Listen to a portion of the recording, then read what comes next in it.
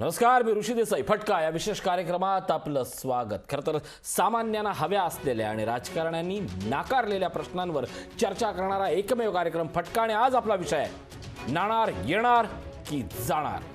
होय, आज पुन्हा नाणार हा विषय चर्चेला आलाय आणि यावेळेला चर्चेला आलाय आणि त्याचं कारण ठरलंय ना सत्ताधारी ना विरोधक. नाणारचा मुद्दा चर्चेत आलाय तो राज ठाकरेंच्या एका पत्रामुळे. राज ठाकरे यांनी नाणारच्या मुद्द्यावरून मुख्यमंत्री उद्धव ठाकरे, शरद पवार आणि महाराष्ट्राचे विरोधी पक्षनेते देवेंद्र फडणवीस यांच्या नावाने एक पत्र लिहिलंय आणि त्यानंतर हे सगळं वादळ निर्माण झालंय. रत्नागिरी रिफायनरी आणि पेट्रोकेमिकल लिमिटेड म्हणजेच नाणार रिफायनरी प्रकल्पानं आता पुन्हा डोकं वर काढलं.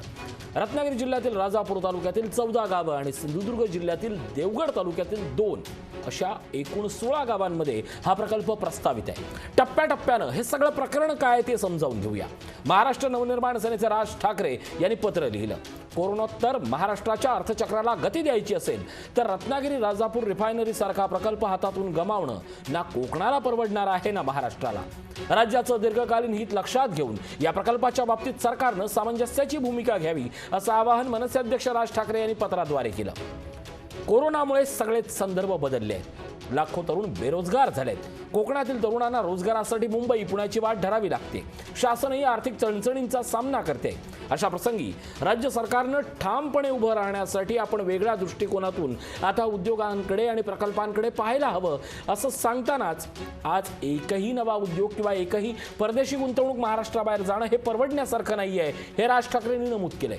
अन्यथा औद्योगिकीकरणात महाराष्ट्र अग्रेसर ही राज्याची ओळख पुसायला वेळ लागणार नाही असा धोकाही राज ठाकरे यांनी आपल्या पत्रात व्यक्त केलाय. त्याचवेळी राज ठाकरेंनी आणखीन एक ओळ सरकारसाठी महत्त्वाची लिहिली आहे. राज्य सरकारनं आता सामंजस्याची भूमिका घेऊन तज्ज्ञांच्या मदतीनं स्थानिकांचं मत बदलावं आणि हे करताना संघर्षाची भूमिका अजिबात घेऊ नये. त्याच्या पुढची ओळ या क्षणी समजून घ्या. कोकणाच्या पर्यटनासाठी समग्र धोरण ठरवून आणि त्याची अंमलबजावणी करावी अशी मागणी राज ठाकरेंनी केली आहे. राज्य सरकारनं सकारात्मक भूमिका घेतल्यास मनसेचा त्याला पाठिंबा असेल असं आश्वासन राज्याने दिलं आहे. तसंच कोकणी माणसाच्या विकासाच्या आड कोणी आल्यास मनसेसोबत संघर्षाची तयारी ठेवावी असा एक न समजणारा इशाराही त्यांनी पत्रात दिला आहे. अर्थात हे झालं राज ठाकरेंचं पत्र. राज ठाकरेंच्या या पत्रानंतर वेगवेगळ्या भूमिका समोर आल्या. काही वर्षापूर्वी राज ठाकरे यांनी ज्या नाणारवासियांच्या समर्थनार्थ थेट नाणारमध्ये धाव घेतली होती त्या नाणार प्रकल्प बाधितांनी नाणारला अजूनही आपला विरोध असल्याचं जाहीर केलंय. तर नाणार प्रकल्पाचे मागचे काही दिवस जे समर्थन करतायत त्या स्थानिकांना आता राज ठाकरेंच्या या पत्रामुळे एक भलतंच बळ मिळालं आणि त्यांनी राज ठाकरेंची कृष्णकुंजेवर जाऊन भेट घेतली. यावेळी राज यांनी आपल्या भूमिकेला पवारांची साथ मिळेल आणि असे एक विधान केलं आणि या सगळ्या संदर्भात खळबळ माजली. तर या सगळ्या प्रकरणावरून शिवसेनेनं जी सुरुवातीपासूनची विरोधाची भूमिका घेतली होती ती अजूनही आहे. त्या शिवसेनेचा या सगळ्या प्रकरणानंतर राज ठाकरेंना या पत्रानंतरचा विरोधही समोर दिसला आणि प्रकल्प नको ही भूमिका देखील जाहीर झाली.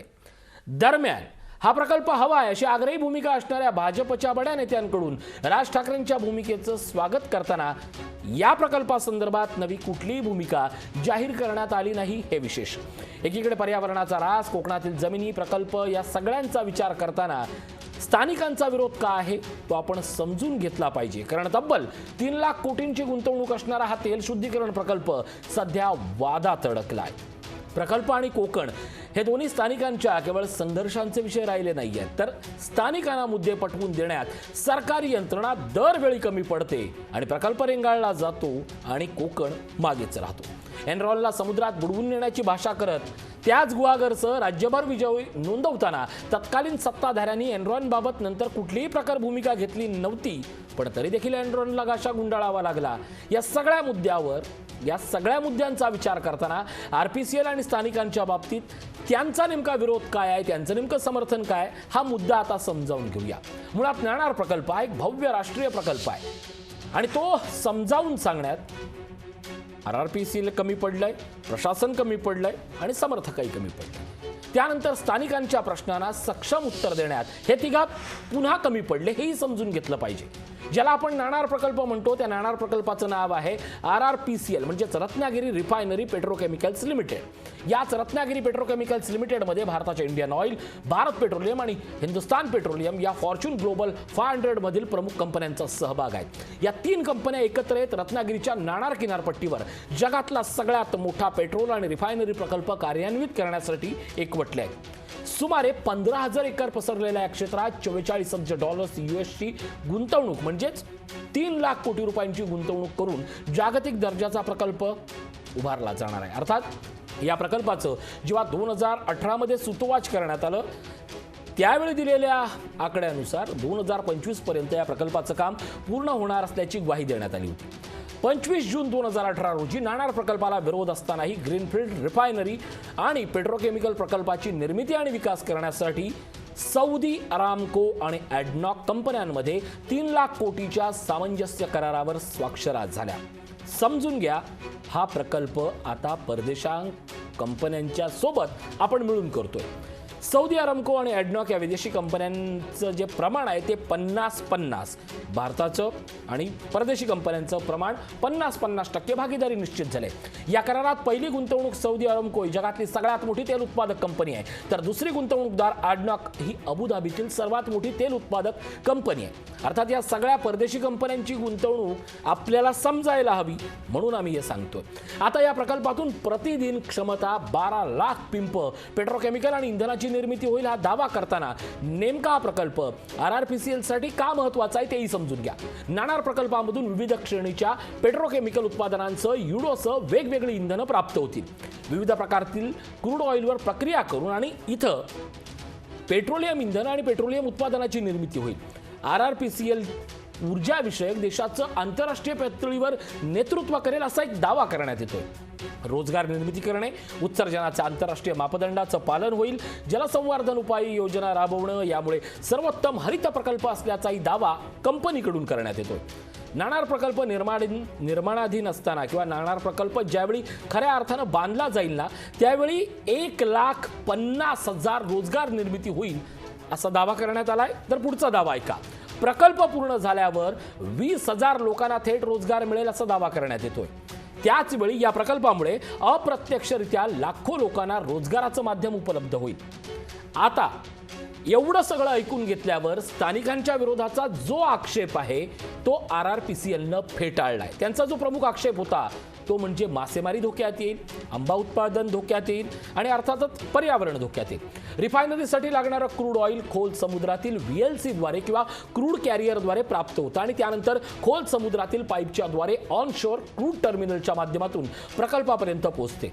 यामध्ये त्या प्रदेशातील मासेमारीत कोणताही अडथळा येत नसल्याची खात्री RRPCLनं दिली आहे। मुद्दा क्रमांक 1, पर्यावरणाचं संतुलन राखण्याची बांधिलकी RRPCLनं दिली आहे। आता पुढचा मुद्दा, नाणारच्या रिफायनरी प्रकल्पातील पेट्रोल, डिझेल, हवाई इंधन यासारख्या गोष्टीची वेगवेगळ्या दळणवळणाच्या माध्यमातून निर्यात होईल, त्यामुळे या सगळ्या परिसराचा विकास होईल, नवे रस्ते बांधले जातील, चेहरा मोहरा बांधला जातील असं सगळं सांगण्यात आलंय।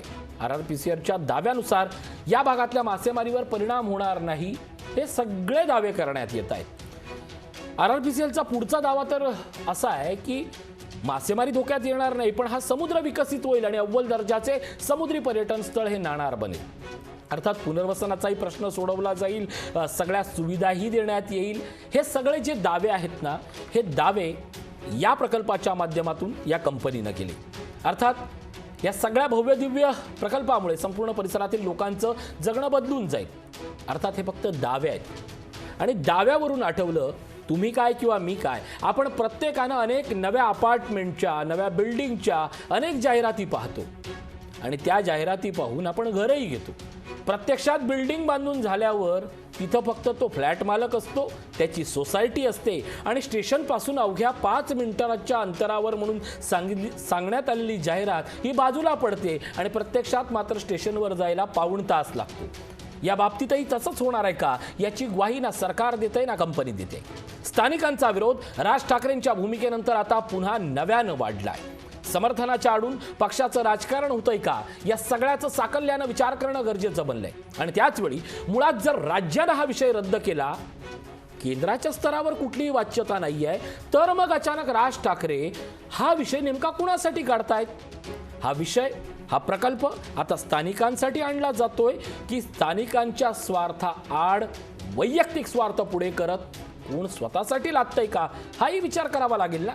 या प्रकल्पाने देशाच्या अर्थकारणाला बळकटी मिळेल असे दावे होत असताना ज्या स्थानिकांना याचा फायदा होईल त्यांचा अजूनही का विरोध आहे? त्यांना वाचता येत नाहीये की ते साक्षर नाहीयेत, त्यांच्यापर्यंत ही माहिती पोहोचली नाहीये की त्यांना पैसा नको आहे, तरी देखील ते का विरोध करतायत हे या प्रकल्पाच्या समर्थकांना का कळत नाहीये.